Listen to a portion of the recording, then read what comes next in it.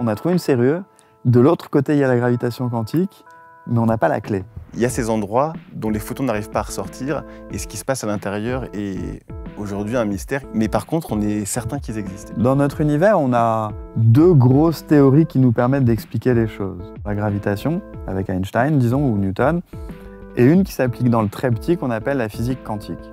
Et bien, les trous noirs réunissent les deux. C'est ces petites choses que la théorie des cornes ou la gravitation quantique à boucle essaye de trouver. On vient de franchir une étape importante dans notre compréhension des trous noirs. Cette théorie de l'ère des trous noirs de Hawking, elle a fait d'abord cette prédiction en partant de la relativité générale, et puis ensuite il a réussi avec un collègue à l'intégrer dans une théorie plus large. C'est la seule équation qu'on connaisse qui réunisse toutes les théories connues. C'est assez fort comme travaux.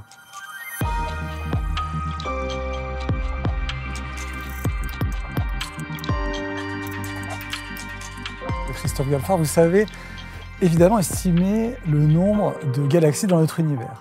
Moi-même comme ça, là? Vous savez l'estimer, vous connaissez l'estimation. On va dire qu'il y en a dans les 1000 milliards.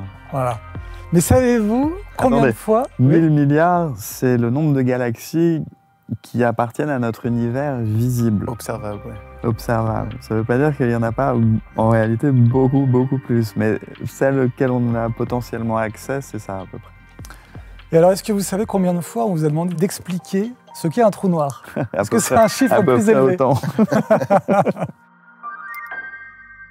Christophe Galfard, on vous connaît comme l'un des spécialistes français des origines de l'univers, des trous noirs. Alors pour cette fois, on va demander à Tristan.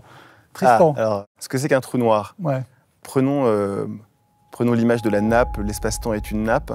Si vous mettez une masse suffisamment concentrée ou suffisamment grande sur cette nappe, vous allez créer un puits. Et vous pouvez créer un puits tellement profond, avec des parois tellement raides, que vous ne pourrez jamais faire passer quelque chose dans ce trou. Il ne pourra jamais en ressortir. Même pas la lumière, qui est l'objet le plus rapide, qui n'a pas de masse.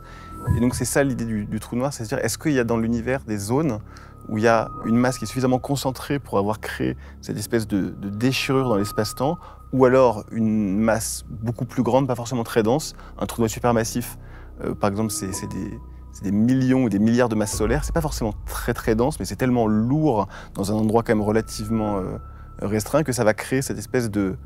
Alors on dit déchirure, évidemment on ne sait pas exactement ce qui se passe dans un trou noir, c'est ça qui est fascinant, mais on sait juste que il y a ces endroits dont les photons n'arrivent pas à ressortir, et ce qui se passe à l'intérieur est aujourd'hui un mystère, et on touche aux frontières de la science, de ce qu'on peut dire aujourd'hui de la science. Et ce qui est assez fascinant, c'est que ces trous noirs qui paraissent des objets, moi j'imagine, voilà, quand Kerr a fait sa prédiction du trou noir et tout, l'idée paraît quand même assez saugrenue.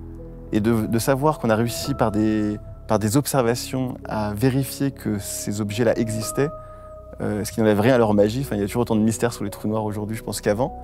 Mais par contre, on est certain qu'ils existent. Et ça, je trouve ça merveilleux. Christophe Galfard, vous validez cette explication?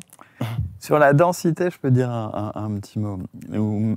J'aime bien l'image de la nappe, on l'emploie souvent, mais elle a un petit désavantage, c'est qu'on a l'impression que le trou noir est à plat. Ah oui, non, mais c'est un peu en 3D. Alors que c'est un peu comme une terre ronde qui va attirer les choses dans quelle que soit la direction dans laquelle on va tomber, ça va rentrer dedans. Et moi, j'aime bien voir un trou noir comme une sorte de boule avec à l'intérieur un espace extraordinairement plus grand que ce qu'on croit depuis l'extérieur. Que dès l'instant où on rentre, c'est un peu comme une poche magique, vous savez, dans les dessins animés où on peut mettre un vélo, une maison, un avion dans une poche. Le sac de Mary Poppins. Le sac de Mary Poppins. Le masque. Où on peut mettre absolument tout à l'intérieur. Un trou noir, c'est un peu pareil. Sauf que contrairement au sac de Mary Poppins, on ne peut pas aller chercher les choses qu'on a mis dedans, ça ne ressort pas. Mais dans l'idée, c'est ça. C'est-à-dire qu'il y a un volume qui est extraordinairement plus grand que ce que la surface laisse penser.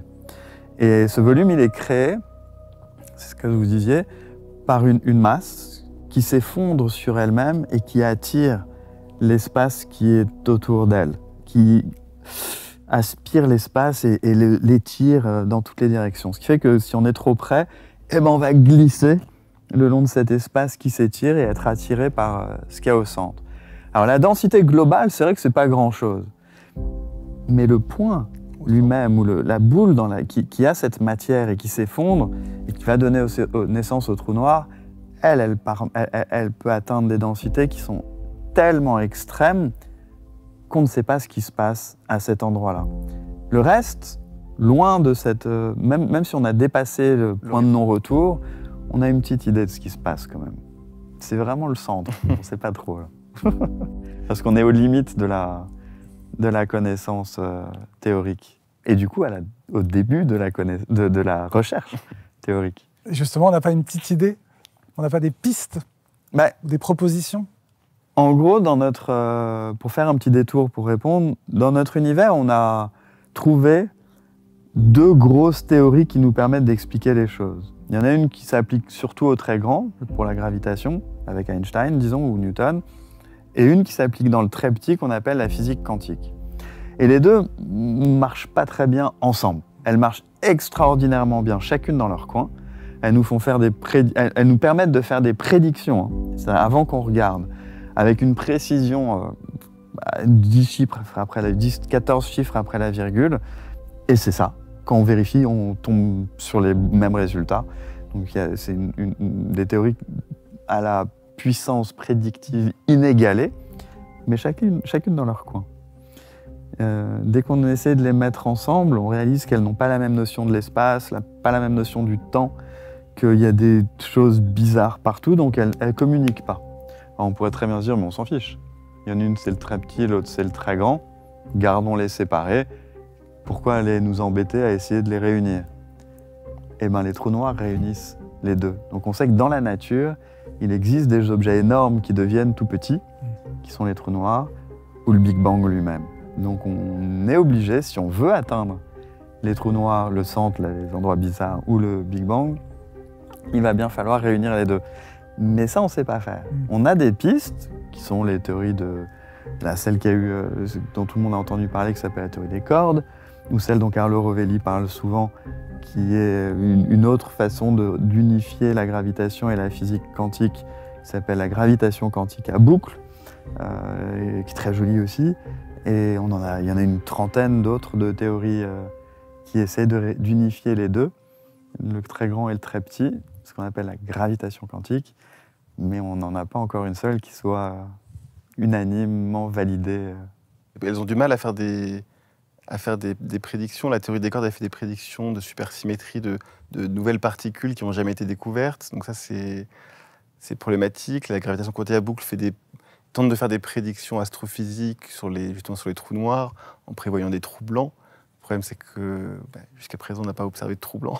Donc, les trous blancs qui seraient la sortie des trous noirs?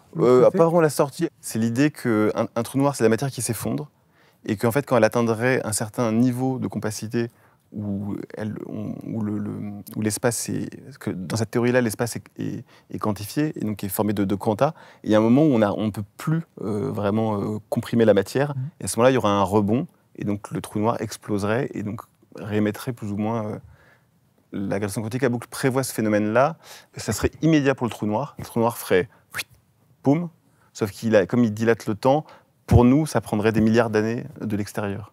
Et donc les calculs, les théoriciens font des calculs un peu pas ad hoc, mais quasiment. Et du coup, ils disent, pour nous, il faudrait 10, 15 milliards d'années. Et comme l'univers a 13,8 milliards d'années, on n'est pas loin. On n'est pas loin, donc peut-être qu'on pourrait trouver des trous blancs, mais peut-être que juste que la théorie n'est pas bonne aussi. Mais après, on peut rigoler de pas mal de prédictions ou de non-prédictions de ces théories-là. Mais c'est un cas classique lorsqu'on atteint les limites du savoir. C'est pour deviner ce qui se place derrière, c'est l'imaginaire pur des chercheurs qui va aller se balader et essayer de trouver des choses à raconter et des manières de l'exprimer pour faire des prédictions. Et c'est pas simple, parce qu'on est vraiment au-delà du savoir. Donc en général, il faut inventer le langage, les mathématiques, les calculs, trouver les bonnes choses. Et que ça prenne plus de temps que prévu, c'est peut-être dommage pour les impatients, mais le chemin peut être très long. Entre Newton et Einstein, il s'est passé 180 ans, qui sont liés au fait que des planètes ne tournaient pas autour du Soleil comme Newton le prédisait. Une en particulier, Mercure. Pour l'expliquer, 1000 autres choses ont été mises en avant. Celle qui a été bonne au final, c'est celle d'Einstein qui a pris une direction complètement différente de tous les autres. J'aime bien que vous parliez d'imagination parce que c'est quelque chose qu'on oublie beaucoup et qui va rejoindre ce qu'on disait au début. La science, c'est beaucoup d'imagination. Moi, je me rappelle, quand j'étais petit, l'image de la Terre coupée en quartiers. On voit le noyau, le manteau, la croûte. Et le jour où j'ai réalisé qu'on n'avait pas gratté fait de trous de plus de 10 km dans la surface, mais en fait, toute cette vision-là, c'est des analyses de signaux et c'est de l'imagination, en fait. Pour arriver à ce dessin-là, c'est de l'imagination. C'est de la sismologie et donc l'étude des ondes sismiques, mais il faut quand même arriver à se faire cette représentation-là. En astronomie, c'est beaucoup le cas aussi. Il y a beaucoup, même s'il y a des très belles images qui peuvent fournir un appui, la géologie, c'est pas le cas. La théorie de l'évolution, c'est pareil. On trouve des fossiles qui sont dans un état pas possible, dans des couches sédimentaires. Il faut arriver à se dire que faire tout cet effort de travail pour reconstruire le monde des dinosaures. Aujourd'hui, on a vu Jurassic Park, donc les dinosaures, ça nous semble. Mais ils sont pas bons, les dinosaures. Ils sont pas bons. Ils ont pas les plumes, ils ont pas les bonnes couleurs, etc. Mais c'était la vision des dinosaures qu'on avait à l'époque, c'était dans les années 90. Mais au final, bon, ça change pas grand-chose. C'est comme le T-Rex, qu'on pensait qu'il était vertical, on s'est rendu compte qu'il était horizontal. Avec le temps, les choses évoluent un peu, mais il y a quand même cet effort d'imagination. Dans la théorie, le pas à franchir est encore plus grand. Parce qu'on a, au départ, strictement aucune idée.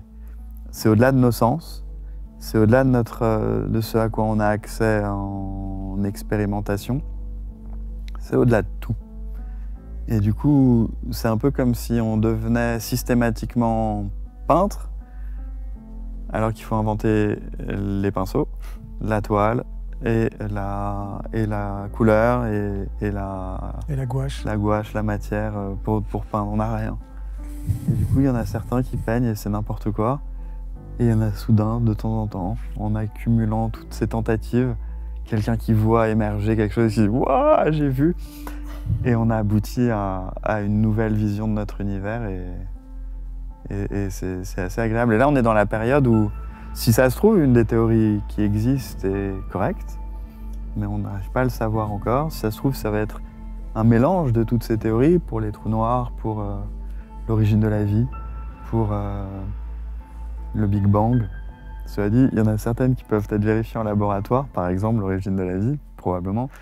Les autres, c'est plus compliqué. Alors Christophe Galfard, je rappelle, vous êtes physicien, vous êtes spécialiste notamment des trous noirs. Vous publiez La vie à portée de main, c'est chez Albin Michel. Alors, on est très content de vous avoir maintenant, en ce moment, puisque, Tristan, on a vécu ces derniers jours un petit bouleversement dans votre domaine de spécialité. On vient de franchir une étape importante dans notre compréhension des trous noirs. Laquelle, Tristan ? En tout cas, c'est une très belle observation expérimentale.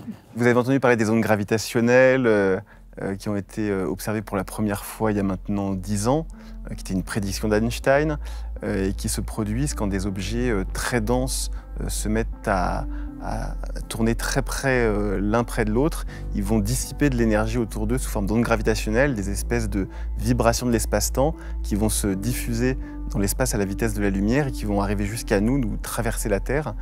C'est vraiment des variations infimes, mais qu'on arrive à mesurer avec des lasers de très haute qualité qui font sur des distances de plusieurs kilomètres. On arrive à détecter ces petites vibrations. Et là, on a observé une fusion de 2 trous noirs qui a ceci de particulier qu'elle s'est produite pas trop loin de nous, avec des instruments qui ont été mis à jour et qui sont un peu plus sensibles qu'auparavant. Et ces 2 trous noirs ont fusionné, ils ont émis un signal gravitationnel et on a réussi à mesurer les paramètres du trou noir résultant avec une précision inédite.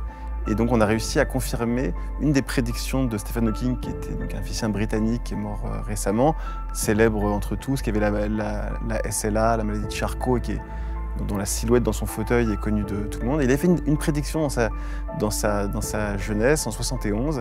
Il avait dit que quand 2 trous noirs fusionnaient, le trou noir résultant devrait avoir une aire plus grande que la somme des aires des 2 trous noirs initiaux. Ce qui n'est pas trivial, parce qu'il y a une partie de la masse qui est perdue, donc il faut qu'il y ait une compensation. Et on n'avait jamais pu vérifier cette prédiction. En 2021, mais on manquait encore un peu de précision. Des ondes gravitationnelles déjà avaient permis d'observer un peu ça. Et donc là, ça a été annoncé la semaine dernière, pour les 10 ans, ce signal-là, et qui vérifie donc ce théorème, ce qu'on appelait le théorème de l'ère des trous noirs de de Hawking. Donc c'est une très jolie preuve expérimentale, et on n'a pas souvent en fait de validation expérimentale de théories de cette nature-là. La découverte des ondes gravitationnelles en elle-même a valu un prix Nobel parce que c'était une prédiction, alors pas d'Einstein directement, mais même si il y a finalement souscrit. Même 2 prix Nobel. Mais 2 prix Nobel. et donc voilà, donc, là je pense pas que ça aurait valu à Stephen Hawking un prix Nobel. Enfin, la question peut se discuter, parce que ces prédictions qu'il avait faites, qui étaient les plus attendues, c'est le rayonnement Hawking, l'évaporation des trous noirs, qui est hors de portée aujourd'hui des télescopes. Mais il aurait largement dû avoir le prix Nobel en même temps que Penrose quelques années après sa mort, l'année après sa mort d'ailleurs, ce qui veut probablement dire s'il n'était pas mort en 2018, mais avait attendu 1 an ou 2, il aurait eu le prix Nobel de son vivant pour l'ensemble de ses travaux sur les trous noirs comme Penrose. Ça, c'est tout à fait probable. Mais par rapport à cette détection, il y a quelque chose qui est assez rigolo, qui est comment est-ce qu'on fait pour voir ça? Comment est-ce qu'on fait pour détecter dans une vibration qui vient faire bouger des lasers, des choses qui se sont passées il y a des centaines de millions d'années, et pour dire le trou noir de départ faisait telle taille, celui-là telle taille, et la résultante fait telle taille, alors que ce sont des objets qu'en plus on n'est pas censé réussir à voir, vu que peu de choses en sortent. La définition des ondes gravitationnelles dont vous parlez, c'est exactement ça. C'est des objets hyper denses qui vont créer des vagues dans l'espace-temps. Bon, maintenant, il se trouve que quand on perturbe un trou noir, il y a des calculs qui avaient été faits, notamment par un Français qui s'appelle Thibaut Damour, qui montre que les trous noirs vont vibrer un petit peu lorsqu'ils se rentrent dedans ou quand il se passe quelque chose. Et ces vibrations-là vont avoir un impact sur les vagues qui vont partir. Ça s'appelle des ondes quasi normales, c'est un peu leur nom. Et suivant la forme de ces ondes, grâce aux travaux de Hawking et d'autres personnes, on peut déterminer quelle était la taille du trou noir et du coup sa masse initiale. Et c'est justement en voyant ces petites vibrations qui durent un temps infime qu'on arrive à détecter dans les détecteurs d'ondes gravitationnelles, qu'on peut dire quelle était la masse des trous noirs initiaux et du coup la taille de leur surface. C'est assez fort comme travaux. Tristan, vous m'avez aussi parlé de cette équation, mais alors là je vais vous laisser la parole, parce que moi celle-ci elle me dépasse. Alors il y a un lien, c'est que cette théorie de l'ère des trous noirs de Hawking, il a fait d'abord cette prédiction en partant de la relativité générale, en faisant un certain nombre de calculs, et puis ensuite il a réussi avec un collègue à l'intégrer dans une théorie plus large, c'est-à-dire il a calculé l'entropie d'un trou noir, à dire qu'elle était proportionnelle à son aire. Donc l'entropie, c'est la mesure du... Alors on dit souvent la mesure du désordre. C'est une notion qui est un peu compliquée à comprendre, même pour les physiciens. Tous les physiciens ne sont pas exactement d'accord sur la manière d'interpréter l'entropie. C'est ce qu'on voit dans le film Tenet. Ouais. Je trouve que c'est l'une des descriptions les plus claires de l'entropie, c'est de dire à quel point c'est compliqué. Et il y a une loi de la thermodynamique qui stipule que l'entropie va toujours en augmentant. Et du coup, si l'entropie d'un trou noir est proportionnelle à son aire, ça veut dire que son aire ne peut aller qu'en augmentant. Finalement, on dit la même chose de deux manières différentes. Et cette équation sur l'entropie d'un trou noir, elle fait intervenir toutes les constantes de la physique, et notamment des constantes de la mécanique quantique et des constantes de la relativité générale dans une même équation. Et c'est quelque chose d'assez... Ça ne veut pas dire qu'on a trouvé une théorie unifiant la mécanique quantique et la relativité générale, mais on arrive à les faire cohabiter dans un même univers. Et je trouve ça assez fascinant, cette équation, donc, qui peut s'exprimer en entropie ou en température. Il y a un lien très très étroit entre la température et l'entropie. Ça a donné lieu à cette équation qui est d'une simplicité qui ne sautera peut-être pas à l'œil, mais en fait elle est assez simple. C'est pas une équation très compliquée. Je peux mettre un petit bémol sur l'interrogation sur ce qu'est l'entropie. Parce qu'en réalité, on sait de quoi on parle quand on parle d'entropie. Et après, il peut y avoir plusieurs définitions différentes, mais à chaque fois qu'on a une définition, si on prend cette définition, après, on sait exactement de quoi on parle. C'est pas si mystérieux que ça. Non, mathématiquement, non, mais c'est comment vous expliqueriez ce que c'est que l'entropie? Alors, pour un trou noir, il y a quelque chose de particulier. Si vous regardez un trou noir depuis l'extérieur, par principe de l'objet, il y a distance limite à partir de laquelle rien ne peut en ressortir. À chaque fois que vous avez parlé tout à l'heure de surface, d'air, etc., c'est de cette surface-là dont on parle. C'est la limite, le point de non-retour, qui va, lui, pas trop bouger quoi qu'il se passe à l'intérieur. Il va rester là, ça va nous donner une surface de boule noire, quelque part, qui est l'endroit à partir duquel aucune lumière ne peut ressortir. Cette surface-là, ce que Hawking et ses collègues à l'époque ont découvert, c'est qu'elle est liée intimement avec soit ce qui se passe à l'intérieur, soit ce qui se passe à la surface elle-même, alors qu'il n'y a rien. Et intimement, son équation nous dit que cette surface-là, elle va dépendre un petit peu de l'ensemble des choses qu'on pourrait stocker dans la surface. Et ça devient étonnant, parce qu'on a une surface qui ne contient rien et qui pourtant stocke des choses. Et tout ce qui est à l'intérieur du trou noir devrait avoir une image sur cette surface. C'est ça que veut dire l'équation de l'entropie. C'est qu'on stocke à la surface d'un trou noir quelque chose qui est en volume. Et ça, c'est extrêmement étonnant. D'une certaine manière, il y a des possibilités qui sont à l'intérieur des trous noirs qui vont s'exprimer sous forme d'une radiation, d'une température. On ne peut pas avoir de l'entropie si on n'a pas une température qui joue avec. Ce qui fait que les objets que sont les trous noirs deviennent tout d'un coup des objets qu'on appelle thermodynamiques. Alors, tout ce que je vous ai dit là, à l'instant, peut paraître compliqué. Mais, ça veut dire quoi de la thermodynamique ? La thermodynamique, c'est cette température qui est autour de nous, c'est les choses qui sont autour de nous. Ce sont des notions qui, en soi, n'existent pas. Ce sont des notions qui apparaissent lorsqu'il y a plein de particules. Par exemple, la température qu'on va avoir contre notre peau, c'est la moyenne de la vitesse des choses qui vont venir taper sur notre peau. C'est ça qu'on appelle la température. Donc, si vous n'avez qu'une seule particule, la notion de température n'existe pas. Il faut qu'il y en ait plein. Je vous donne un autre exemple, un grain de sable. Un grain de sable, ça veut dire quelque chose. La notion de dune de sable n'existe pas avec un grain de sable. Il en faut plein.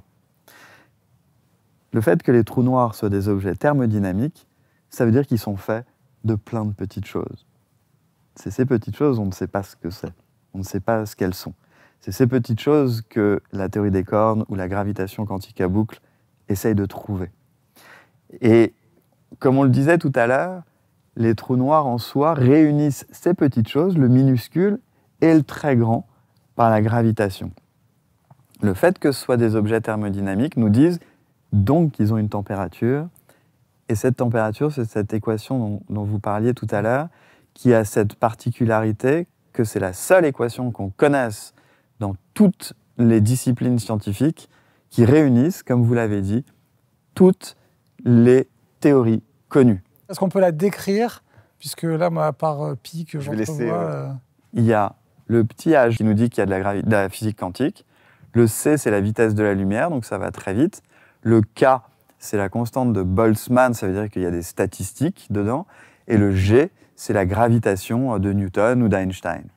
Donc, cette équation, ce qu'elle nous dit, et vous ne l'avez pas dit, mais je suis sûr qu'on est d'accord, pour moi en tout cas, c'est la plus belle équation qui existe aujourd'hui en mystère théorique, parce que ce qu'elle nous dit, c'est qu'une théorie de la gravitation quantique existe, et que quelle qu'elle soit, il faudra qu'elle trouve ce résultat-là. En gros, ça, c'est un trou de serrure. On a trouvé une serrure. De l'autre côté, il y a la gravitation quantique, mais on n'a pas la clé. On a juste à voir au travers de la serrure qu'il y a cette équation-là, et on n'a pas la clé qui nous permettrait d'ouvrir l'intérieur d'un trou noir ou le Big Bang. Elle est aussi belle que frustrante. Oui. Cette équation. Elle est géniale.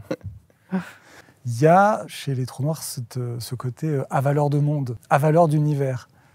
Est-ce qu'un jour, on peut imaginer un univers entièrement englouti dans un trou noir géant, ultra massif, qui absorberait tout l'univers? Est-ce que ça fait partie des théories possibles pour la fin de notre univers? Alors, ce que dit cette équation, dont on a parlé, là, la température des trous noirs, l'entropie, etc., elle dit que les trous noirs ne sont pas éternels, qu'ils réémettent sous forme de radiation ou peut-être d'autres choses, ça, on ne sait pas trop, ce qui est tombé à l'intérieur.